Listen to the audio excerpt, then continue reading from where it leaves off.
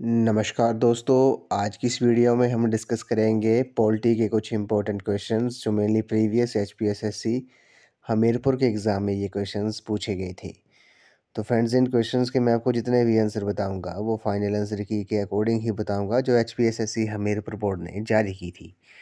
तो फ्रेंड्स, आपने क्या करना है, इन क्वेश्चंस के शॉर्ट फॉर्म में नोट्स ज़रूर बना लेने हैं क्योंकि रिवीजन के टाइम ये क्वेश्चन आपको काफ़ी हेल्पफुल साबित होंगे। तो फ्रेंड्स, ये क्वेश्चंस आपको आगामी HPSSC GBT commission SI conductor JOIT post code 965 और वेरियस एग्ज़ाम जो हमीरपुर बोर्ड द्वारा कंडक्ट किए जा रहे हैं और आगे भी किए जाएंगे, उन सभी एग्ज़ाम में ये क्वेश्चंस आपको काफ़ी हेल्पफुल साबित होंगे। तो फ्रेंड्स, अगर आप एचपी टेट की तैयारी भी कर रहे हो तो इसके लिए मैंने एक अलग से प्लेलिस्ट बनाई है जिसका लिंक मैंने डिस्क्रिप्शन बॉक्स में दे दिया है। आप वहाँ पर जाकर वीडियोज़ देख सकते हो। वहाँ पर आपको एचपी टेट के रिगार्डिंग 100+ वीडियोज़ आपको देखने को मिलेंगी। तो फ्रेंड्स, वीडियो को शुरू करते हैं। क्वेश्चन नंबर 1 to 9 में बोला गया है कि भारत का संविधान है, इंडियन कॉन्स्टिट्यूशन इज, काफ़ी इंपॉर्टेंट क्वेश्चन है। तो आपको पता होगा भारत का संविधान कैसा है। क्वेश्चन नंबर 1 to 9 का जो राइट आंसर है वो आपका ऑप्शन नंबर बी है। भारत का जो संविधान है वो अर्धसंघात्मक है। क्या है? अर्धसंघात्मक है, कोई ऐसी फेडरल है। ऑप्शन नंबर बी इस क्वेश्चन का राइट आंसर है। अब बात करते हैं भारत के संविधान के बारे में कुछ। तो इसके जो महत्वपूर्ण फैक्ट हैं वो हैं, सन 1946 ईस्वी में कैबिनेट मिशन योजना के अंतर्गत भारत के संविधान के निर्माण के लिए संविधान सभा का जो गठन किया गया था। वी.एन. राव को संविधान सभा का संवैधानिक सलाहकार नियुक्त किया गया था। ये भी आपसे पूछ सकते हैं कि संविधान सभा का संवैधानिक सलाहकार किसे नियुक्त किया गया था। तो वी.एन. राव को संवैधानिक सभा का संविधान सभा का संवैधानिक सलाहकार नियुक्त किया गया था। और संविधान सभा का जो प्रथम अधिवेशन था वो 9 दिसंबर 1944 को संसद भवन के केंद्रीय कक्ष में प्रारंभ हुआ। डॉक्टर सच्चिदानंद सिन्हा को सर्वसम्मति से अस्थायी अध्यक्ष चुना गया था। ये आपसे पूछ सकते हैं, डॉक्टर किसे अस्थायी अध्यक्ष चुना गया था। तो डॉक्टर सच्चिदानंद सिन्हा को सर्वसम्मति से अस्थायी अध्यक्ष चुना गया था। 11 दिसंबर 1946 को 11 दिसंबर 1946 की बैठक में डॉक्टर राजेंद्र प्रसाद को सभा का स्थायी अध्यक्ष चुना गया था। और 13 दिसंबर 1946 को पंडित जवाहरलाल नेहरू ने उद्देश्य प्रस्ताव प्रस्तुत कर संविधान की आधारशिला रखी थी। ये आपने याद रखना है। और ड्राफ्टिंग कमेटी जो थी, प्रारूप समिति के जो अध्यक्ष थे वो आपसे पूछ सकते हैं। तो प्रारूप समिति के जो अध्यक्ष थे वो कौन थे? वो डॉक्टर भीमराव अम्बेडकर थे। आपको पता होगा संविधान को तैयार करने में 2 साल, कितने? 2 साल 11 महीने और 18 दिन लगे थे। कितने लगे थे? 2 साल 11 महीने और 18 दिन लगे थे संविधान को तैयार करने में। ये भी आपने याद रखना है। और एक क्वेश्चन आपसे एक और पूछ सकते हैं कि इस भारतीय संविधान के जनक के रूप में किसे जाना जाता है? तो डॉक्टर भीमराव अम्बेडकर। ये आपने याद रखना है। डॉक्टर भीमराव अम्बेडकर को भारतीय संविधान के जनक के रूप में जाना जाता है। तो ऑप्शन नंबर बी इस क्वेश्चन का राइट आंसर है। भारत का संविधान क्या है? एक अर्धसंघात्मक है, क्वेसी फेडरल है। Indian constitution is quasi federal. Option number B इस क्वेश्चन का राइट आंसर है। क्वेश्चन नंबर 130 पे चलते हैं। क्वेश्चन नंबर 130 जो है काफ़ी इंपॉर्टेंट क्वेश्चन है। इसमें बोला गया है 130 क्वेश्चन में कि भारतीय संविधान की सभा की प्रथम बैठक की अध्यक्षता किसने की थी? ये हमने अभी डिस्कस किया है। The first meeting of Indian constituent assembly was presided over by. तो भारतीय संविधान सभा की जो प्रथम बैठक की अध्यक्षता ही थी वो किसने की थी? क्वेश्चन नंबर 130 का जो राइट आंसर है वो आपका ऑप्शन नंबर सी है। सच्चिदानंद सिन्हा जो है इस क्वेश्चन का राइट आंसर है। अभी हमने डिस्कस किया कि आपको पता था कि जो संविधान सभा का जो प्रथम अधिवेशन हुआ था वो 9 दिसंबर 1946 को, कब? 9 दिसंबर 1946 को संविधान क्या हुआ था? 9 दिसंबर 1946 को संविधान का प्रथम अधिवेशन संसद भवन के केंद्रीय कक्ष में प्रारंभ हुआ था। डॉक्टर सच्चिदानंद सिन्हा को सर्वसम्मति से अस्थायी अध्यक्ष चुना गया था। अस्थायी अध्यक्ष जो था वो किसे चुना गया था? सच्चिदानंद सिन्हा को चुना गया था। और 11 दिसंबर 1946 की बैठक में डॉक्टर राजेंद्र प्रसाद को सभा का स्थायी अध्यक्ष चुना गया था। ये भी आपने याद रखना है। तो ऑप्शन नंबर सी जो है इस क्वेश्चन का राइट आंसर है। भारतीय संविधान की प्रथम जो बैठक थी उसकी अध्यक्षता किसने की थी? सच्चिदानंद सिन्हा ने की थी। और बात करते हैं संविधान के बारे में। तो संविधान आपको पता होगा 26 नवंबर 1949 को बनकर तैयार हो गया था। क्या हुआ था? 26 नवंबर 1949 को बनकर तैयार हो गया था और इसी दिन पर अध्यक्ष के हस्ताक्षर हुए थे। संविधान के 26 नवंबर 1949 को तैयार हो गया था, परंतु इसके अधिकतर भागों को 26 जनवरी 1950 को लागू किया गया था।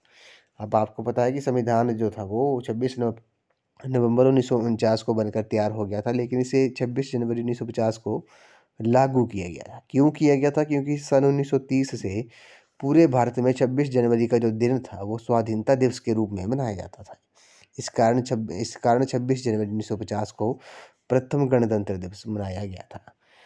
तो ये भी आपने याद रखना है, क्यों किया गया था 26 जनवरी 1950 को लागू क्यों किया गया था? क्योंकि सन 1930 से ही संपूर्ण भारत में 26 जनवरी का जो दिन था वो स्वाधीनता दिवस के रूप में मनाया जाता था। इस कारण 26 जनवरी 1950 को प्रथम जो गणतंत्र दिवस था, रिपब्लिक डे था फर्स्ट, वो मनाया गया था। तो ऑप्शन नंबर सी इस क्वेश्चन का राइट आंसर है। भारतीय संविधान की जो प्रथम बैठक की अध्यक्षता थी वो सच्चिदानंद सिन्हा ने की थी। जो अस्थायी अध्यक्ष थे, अस्थायी अध्यक्ष कौन थे? डॉक्टर राजेंद्र प्रसाद थे। और भारतीय संविधान का जनक किसे कहा जाता है? ये आपको पता है, डॉक्टर भीमराव अम्बेडकर को। क्वेश्चन नंबर 131 पे चलते हैं। क्वेश्चन नंबर 131 काफ़ी इंपॉर्टेंट क्वेश्चन है। इसमें बोला गया है कि नागरिकों के मूलभूत अधिकारों पर कौन अंकुश लगा सकता है? Who can restrict the fundamental rights of the citizens. काफ़ी इंपॉर्टेंट क्वेश्चन है। तो नागरिकों के मूलभूत अधिकारों पर अंकुश कौन लगा सकता है? क्वेश्चन नंबर 131 का जो राइट आंसर है वो आपका ऑप्शन नंबर ए है, पार्लियामेंट जो है इस क्वेश्चन का राइट आंसर है। नागरिकों के मूलभूत अधिकारों पर कौन अंकुश लगा सकता है? ये पार्लियामेंट जो है, संसद जो है वो अंकुश लगा सकती है। अब बात करते हैं मौलिक कर्तव्यों के बारे में। तो जो मूलभूत अधिकार हैं, तो मौलिक कर्तव्य जो है वो सरदार स्वर्ण समिति की अनुशंसा पर संविधान के जो 42वें संशोधन 1976 के द्वारा मौलिक कर्तव्यों को संविधान में जोड़ा गया था। इसे रूस के संविधान से लिया गया है, ये भी आपने याद रखना है। और इसे भाग क में अनुच्छेद 51 क के तहत रखा गया है। मौलिक अधिकारों की जो संख्या है वो कितनी है? वो भी आपसे पूछ सकते हैं। 11 है। कितनी है? 11 है। अब इसमें बात कर लेते हैं कि 11 कौन कौन से हैं। आपको पता होगा, फर्स्ट है कि प्रत्येक नागरिक का ये कर्तव्य हो गया कि संविधान का पालन करे और उसके आदर्शों, संस्थाओं, राष्ट्रध्वज और राष्ट्रगान का आदर करे। उसके बाद जो दूसरा आता है वो है स्वतंत्रता के लिए हमारे राष्ट्रीय आंदोलन को प्रेरित करने वाले उच्च आदर्शों को हृदय में संजोए रखे और उनका पालन करे। उसके बाद भारत की प्रभुता, एकता और अखंडता की रक्षा करें और उसे अक्षुण्ण रखें। देश की रक्षा करें। भारत के सभी लोगों में समरसता और समान भ्रातृत्व की भावना का निर्माण करें। हमारी संस्कृति की गौरवशाली परंपरा का महत्व समझें और उनका परीक्षण करें। प्राकृतिक पर्यावरण की रक्षा और उसका समर्थन करें। वैज्ञानिक दृष्टिकोण और ज्ञान अर्जन की भावना का विकास करें। सार्वजनिक संपत्ति को सुरक्षित रखें और व्यक्तिगत और सामूहिक गतिविधियों के सभी क्षेत्रों में उत्कर्ष की ओर बढ़ने का सतत प्रयास करें। और लास्ट जो है वो है कि माता पिता या शिक्षक द्वारा 6 से 14 वर्ष के बच्चों हेतु प्राथमिक शिक्षा प्रदान करना, ये 86वां संशोधन कहता है। ये जो है वो मौलिक कर्तव्य है, मूलभूत अधिकार हैं। तो ऑप्शन नंबर ए इस क्वेश्चन का राइट आंसर है। तो फ्रेंड्स, अभी जो हमने डिस्कस किए ये क्या अधिकार, अभी जो हमने 11 जो डिस्कस किए वो क्या थे? वो आपके मूलभूत अधिकार थे। अब करते हैं मूल अधिकार जो है, फंडामेंटल राइट्स जो है, इसके बारे में बात करते हैं। तो आपको पता होगा जो फंडामेंटल राइट्स हैं वो भारतीय संविधान के द्वारा प्रारंभ में 7 मौलिक अधिकार दिए गए थे। कितने? 7 फंडामेंटल राइट्स दिए गए थे। परंतु संपत्ति के मौलिक अधिकार को 44वें संविधान संशोधन द्वारा कानूनी अधिकार बना दिया गया था। और अब वर्तमान में 6 मौलिक अधिकार हैं जो संविधान के भाग 3 अनुच्छेद 12 से 35 में वर्णित हैं। कौन कौन से हैं? एक समानता का अधिकार है, अनुच्छेद 14 से 18 तक है। उसके बाद अगला है आपका, उसके बाद स्वतंत्रता का अधिकार है, अनुच्छेद 19 से 22 तक है वो। उसके बाद शोषण के विरुद्ध अधिकार है, अनुच्छेद 23 और 24 है। धार्मिक स्वतंत्रता का अधिकार है, अनुच्छेद 25 से 28। और संस्कृति और शिक्षा संबंधी जो अधिकार है वो अनुच्छेद 29 व 30 है। और लास्ट जो है वो संवैधानिक उपचारों का अधिकार है, जो अनुच्छेद 32 में निहित है। आपको पता होगा जो संविधान उपचारों का अधिकार है उसे भीमराव अम्बेडकर जी ने संविधान के हृदय तथा आत्मा की संज्ञा दी थी। ये भी आपने याद रखना है। किसने? डॉक्टर भीमराव अंबेडकर ने संवैधानिक उपचारों का अधिकार अनुच्छेद 32 को संविधान के हृदय तथा आत्मा की संज्ञा दी थी। ये भी आपने याद रखना है। तो ऑप्शन नंबर ए इस क्वेश्चन का राइट आंसर है। नागरिकों के मूलभूत अधिकारों पर कौन अंकुश लगा सकता है? वो संसद जो है इस क्वेश्चन का राइट आंसर है। नेक्स्ट क्वेश्चन पे चलते हैं। क्वेश्चन नंबर 132 में बोला गया है कि भारत के राष्ट्रपति के द्वारा किसकी नियुक्ति नहीं की जाती है? Who is not appointed by the president of India. तो भारत के राष्ट्रपति द्वारा किसकी नियुक्ति नहीं की जाती है? क्वेश्चन नंबर 132 का जो राइट आंसर है वो आपका ऑप्शन नंबर डी है। लोकसभा अध्यक्ष जो है इस क्वेश्चन का राइट आंसर है। बाकी प्राइम मिनिस्टर, गवर्नर और चीफ ऑफ आर्मी की जो नियुक्ति होती है वो प्रेसिडेंट करता है। लोकसभा अध्यक्ष की नियुक्ति प्रेसिडेंट नहीं करता है। आपको पता होगा लोकसभा अध्यक्ष अपनी जो शपथ लेता है वो एक संसद सदस्य के रूप में लेता है, अध्यक्ष के रूप में नहीं लेता है। अध्यक्ष उपाध्यक्ष को तथा उपाध्यक्ष जो है वो अध्यक्ष को संबोधित कर अपना त्याग पत्र सौंपता है। ये भी आपने याद रखना है। लोकसभा अध्यक्ष संसद व राष्ट्रपति के मध्य होने वाले पत्र व्यवहार तथा कोई विधेयक धन विधेयक है या नहीं इसका निर्णय करता है। ये भी आपने याद रखना है। और लोकसभा के जो प्रथम अध्यक्ष थे वो कौन थे? वो जीबी गणेश वासुदेव मामलकर थे। ये भी आपने याद रखना है। तो ऑप्शन नंबर डी इस क्वेश्चन का राइट आंसर है। भारत के राष्ट्रपति जो है वो लोकसभा अध्यक्ष की नियुक्ति नहीं करते हैं। तो ऑप्शन नंबर डी इस क्वेश्चन का राइट आंसर है। अब आपको पता है प्रेजेंट में ओम बिरला जो है वो लोकसभा के अध्यक्ष हैं। क्वेश्चन नंबर 133 पे चलते हैं। क्वेश्चन नंबर 133 जो है काफ़ी इंपॉर्टेंट क्वेश्चन है। इसमें बोला गया है कि भारत की संसद में कौन सा सदन जनता द्वारा चुना गया सदन है? विच house of the Indian parliament is a house elected by the people. तो भारतीय संसद में कौन सा सदन है जो जनता द्वारा चुना गया सदन है? 133 का जो करेक्ट आंसर है वो आपका ऑप्शन नंबर बी है।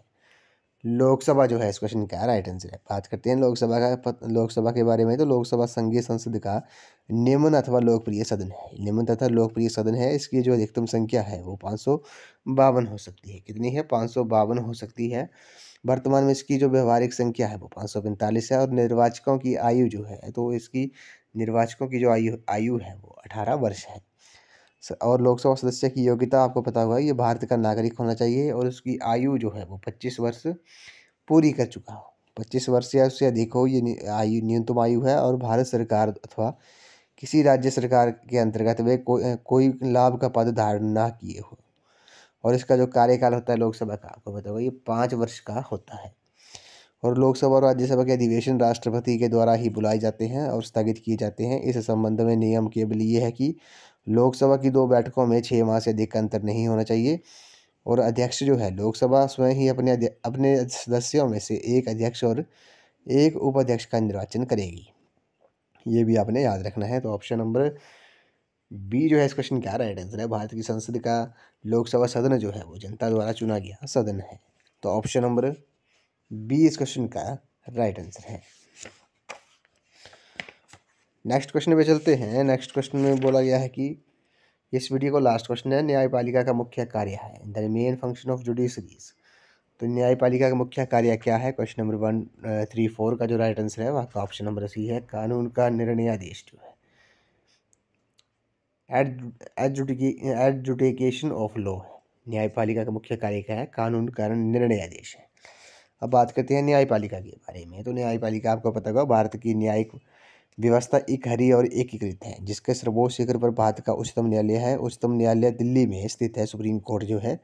और उच्चतम न्यायालय का जो गठन है वो उसका प्रावधान जो है वो अनुच्छेद 124 में है। कितना है? अनुच्छेद 134 में है, 124 में है। गठन के बारे में बात करते हैं। न्यायाधीशों की जो संख्या है वो एक मुख्य न्यायाधीश होगा और उसमें 30 अन्य न्यायाधीश होंगे। तो न्यायपालिका के बारे में आपको पता लग गया। जो न्यायपालिका न्यायाधीशों की जो योग्यताएं होती है वो क्या होती है? वे भारत का नागरिक होना चाहिए। वे किसी उच्च न्यायालय अथवा 2 या 2 से अधिक उच्च न्यायालयों में लगातार कम से कम 5 वर्ष तक न्यायाधीश के रूप में कार्य कर चुका हो और राष्ट्रपति की दृष्टि में कानून का उच्च कोटि का ज्ञाता हो। ये भी आपने याद रखना है। और कार्यकाल महाभियोग के बारे में बात करते हैं। जो कार्यकाल महाभियोग के बारे में बात करते हैं, साधारणतः सर्वोच्च न्यायालय का प्रत्येक न्यायाधीश जो है 65 वर्ष की आयु तक अपने पद पर आसीन रह सकता है। इसके अतिरिक्त सिद्ध कदाचार अथवा समर्था के आधार पर संसद के द्वारा 2/3 सदस्यों के बहुमत से महाभियोग को पदच्युत किया जा सकता है। ये भी आपने याद रखना है। उसके बाद बात करते हैं हम उच्च न्यायालय के बारे में, हाई कोर्ट के बारे में। तो संविधान के अनुसार प्रत्येक राज्य के लिए एक उच्च न्यायालय होगा, अनुच्छेद 214 ये कहता है। वर्तमान में भारत में कितने उच्च न्यायालय हैं, ये आपने कमेंट सेक्शन में जरूर बताना है। केंद्र शासित प्रदेशों में केवल दिल्ली में अपना उच्च न्यायालय है, ये भी आपने याद रखना है। तो इस क्वेश्चन का जो करेक्ट आंसर होगा बाका ऑप्शन नंबर सी है। न्यायपालिका का मुख्य कार्य क्या है, कानून का निर्णय आदेश है। ऑप्शन नंबर सी इस क्वेश्चन का राइट आंसर है। तो फ्रेंड्स आज की इस वीडियो में बस इतना ही। आज हमने पॉलिटी के कुछ इंपॉर्टेंट क्वेश्चन डिस्कस किए जो प्रीवियस HPSSC हमीरपुर के एग्जाम में ये क्वेश्चंस पूछे गए थे। तो फ्रेंड्स इन क्वेश्चंस के मैंने आपको जितने भी आंसर बताए वो फाइनल आंसर की के अकॉर्डिंग ही बताए हैं जो हमीरपुर बोर्ड ने जारी की थी। तो आपने क्या करना है, इन क्वेश्चन के शॉर्ट फॉर्म में नोट्स से जरूर बना लेने हैं क्योंकि रिवीजन के टाइम ये क्वेश्चन आपको काफ़ी हेल्पफुल साबित होंगे। तो फ्रेंड्स अगर आप HP टेट की तैयारी भी कर रहे हो तो इसके लिए भी मैंने एक अलग से प्लेलिस्ट बनाई है जिसका लिंक मैंने डिस्क्रिप्शन बॉक्स में दे दिया है, आप वहाँ पर जाकर वीडियोस देख सकते हो। तो आज की इस वीडियो में बस इतना ही। तो थैंक यू फ्रेंड्स।